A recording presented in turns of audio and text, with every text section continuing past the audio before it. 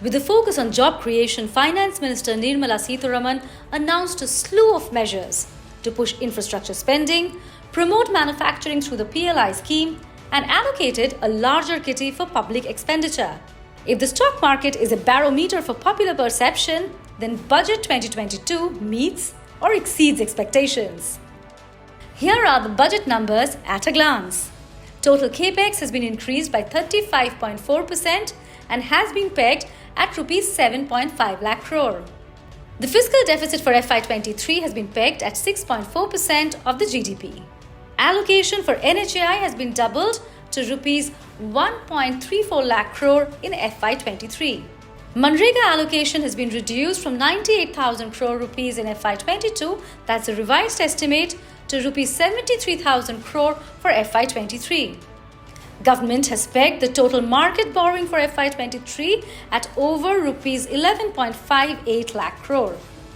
Gross tax collection estimate for FY23 has been put at 27.58 lakh crore. Corporate tax collection estimate for FY23 has been pegged at 7.2 lakh crore rupees. And finally, income tax collection estimate for the next financial year has been pegged at Rs 7 lakh crore. Though the markets gave a thumbs up to the budget, it was really disappointing for the common man because there were no changes in the taxation regime. Neither were the tax slabs reduced or any incentives introduced in the face of COVID pain that people have been facing for the last 2 years. Mostly people were expecting incentives to ease the COVID pain in terms of cash flows and investments, and they were expecting an expansion in the ATC investment limit, which hasn't been revised for many years. While the middle class was left disappointed, cryptocurrencies, by the way, made a debut in Budget 2022. Though there were no changes in the taxation regime this time in the union budget, there was a crypto taxation that came into being, which was announced by the finance minister. And the rate being as steep as 30%, investors in cryptos are surely going to take a hit on their returns. This also makes cryptos non-competitive with other investment options like equities and debt investments. But of course, cryptos come with much higher risk and volatility.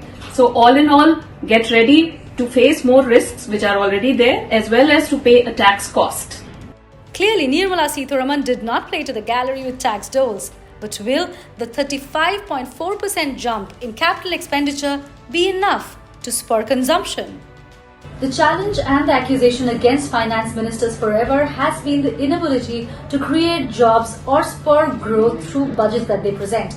Now, with crucial state elections staring the government in the face, Nirmala Sitharaman had her job cut out.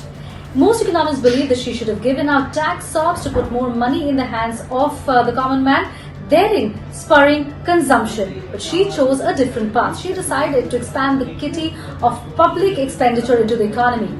At a time when private investment is yet to kick in, is that a valid decision? The jury is still out.